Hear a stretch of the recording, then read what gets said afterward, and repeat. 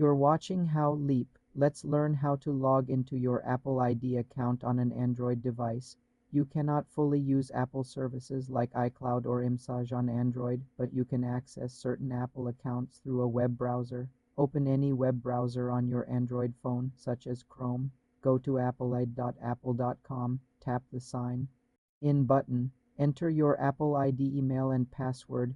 You may be prompted to complete two-factor authentication.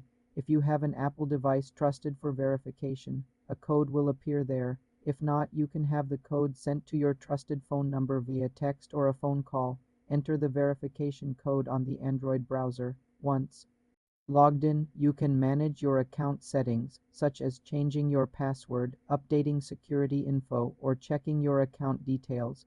To access Apple services like iCloud Mail, Notes, or Calendar, you can go to iCloud.com in the browser and sign in there. However, the experience is limited to the web interface. You cannot sync contacts or calendars natively with the Android OS.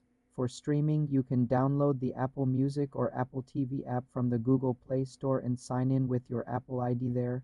For more simple computer tutorials, subscribe to the channel.